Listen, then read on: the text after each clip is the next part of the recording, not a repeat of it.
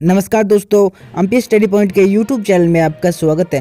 दोस्तों, भारत और नेपाल के सीमा विवाद से संबंधित एक बहुत बड़ी अपडेट निकल के आ रही है कि नेपाल के प्रधानमंत्री केपी शर्मा ओली ने अब भारत और नेपाल का जो सीमा विवाद चल रहा है उसे सुलझाने के लिए कहा है। उन्होंने कहा है कि हम भारत के साथ बातचीत करके बातचीत के जरिए एक बैठक के जरिए इस सीमा विवाद को सुलझाने की पूरी कोशिश करेंगे। तो चलिए देखते हैं क्या है पूरी खबर। साथ ही अगर आप इस चैनल पर नए हैं तो चैनल को सब्सक्राइब करके बेल नोटिफिकेशन ऑन कर ताकि भारत और नेपाल से जुड़ी हुई हर खबर आप तक पहुंच सके सबसे पहले।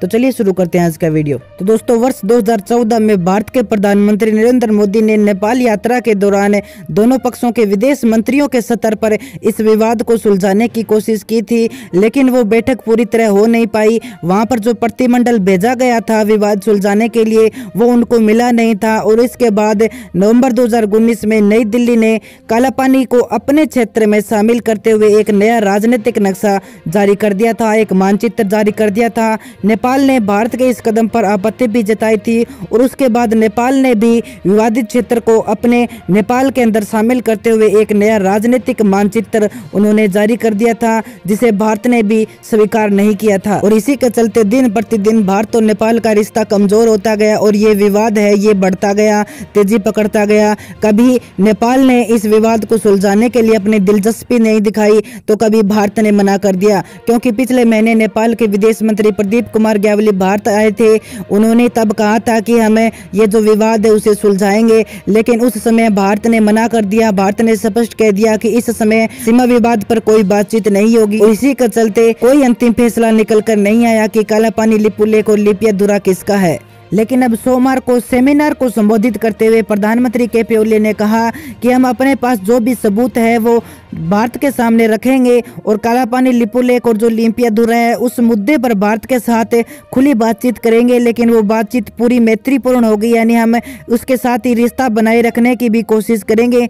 उन्होंने कहा कि हमें अपने क्षेत्र को बनाए रखना है और इसके लिए हमारे पास जो सबूत है कालापानी लिपुलेख और लिपियाधुरा के बारे में जो भी सबूत है वो हमें भारत के सामने रखेंगे। और सीमाओं को लेकर कुछ पुरानी समस्याएं भी है।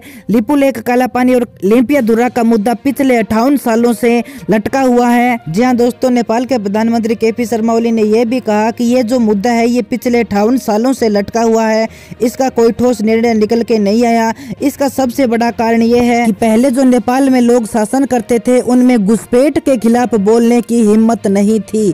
जी हां दोस्तों, ये प्रधानमंत्री ने बहुत बड़ी बात कही है कि नेपाल में जो लोग पहले शासन करते थे उनमें ये हिम्मत नहीं थी और इसलिए यह विवाद लटका हुआ है, इस पर कोई ठोस निर्णय निकल के नहीं आया। लेकिन अब हम चुप नहीं रहेंगे। पहले हमें मजबूरन चुप रहना पड़ा, क्योंकि जब शासन में ताकत नहीं होती है तो प्रजा क्या कर सकती है। लेकिन अब हम शासन में आ गए हैं तो अब हम चुप नहीं रहेंगे। और यह भी सच है कि हमारे इस कदम से भारत के साथ गलतफहमी भी बढ़ी है, लेकिन हम जैसे तैसे एक बैठक के जरिए पूरी मित्रता से इस विवाद को सुलझाने की कोशिश करेंगे। जी हां दोस्तों, नेपाल के प्रधानमंत्री ने अपनी प्रजा को, अपने लोगों को पूरा विश्वास जताया है कि हम जितना जल्दी हो सके भारत के साथ एक बैठक करेंगे और उसमें हम कालापानी लिपुलेख और लिपियाधुरा का जो विषय है वो उनके सामने रखेंगे और हमारे पास जो भी सबूत है वो भी हम इन्हें दिखाएंगे और बताएंगे कि ये जो कालापानी लिपुलेख और लिपियाधुरा है ये नेपाल का हिस्सा है, न कि भारत का, और हम इस पर अपनी पकड़ भी बनाए रखेंगे।